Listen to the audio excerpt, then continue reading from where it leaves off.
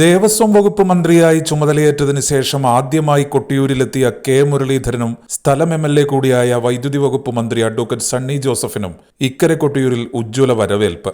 വൈശാഖോത്സവം 28-ന് തുടങ്ങാനിരിക്കെ മന്തംചേരിയിൽ നവീകരിച്ച നടപ്പാലത്തിന്റെയും പാർക്കിംഗ് ഗ്രൗണ്ടുകളുടെയും ഉദ്ഘാടനത്തിനാണ് മന്ത്രിമാർ ചൊവ്വാഴ്ച കൊട്ടിയൂരിലെത്തിയത്. രാവിലെ 11 മണിക്കായിരുന്നു ഉദ്ഘാടനം. കൃത്യസമയത്ത് തന്നെ മന്ത്രിമാർ എത്തി.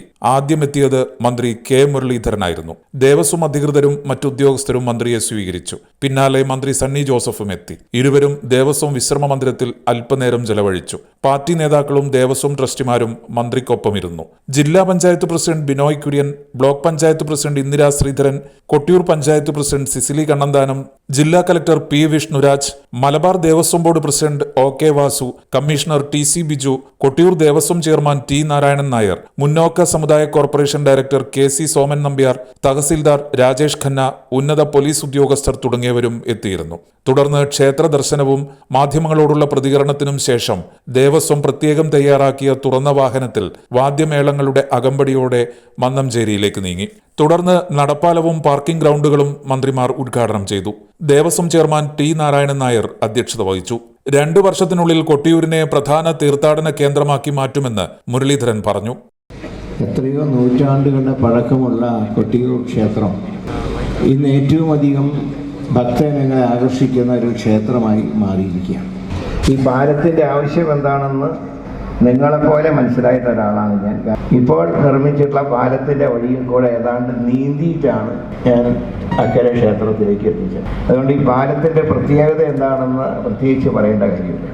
ഇന്ന് സത്യത്തിൽ ഇന്നത്തെ ഈ ചടങ്ങിൽ മുഖ്യമായിട്ട് ഞങ്ങൾ ഉദ്ദേശിച്ചത് 28-ാം തീയതി മുതൽ അടുത്ത മാസം 24-ാം തീയതി വരെ നടക്കുന്ന കൊട്ടിയൂർ ഉത്സവത്തിൽ വിവിധ വകുപ്പുകളെ ഏകോപിപ്പിക്കുക എന്നുള്ള ലക്ഷ്യത്തോടുകൂടി ആണ് ഇന്ന് ഈ അവലോകന യോഗം വെച്ചത്. അപ്പോൾ അതിൻ്റെ കൂടെയാണ് ഈ ഉദ്ഘാടനങ്ങളൊക്കെ വന്നത്.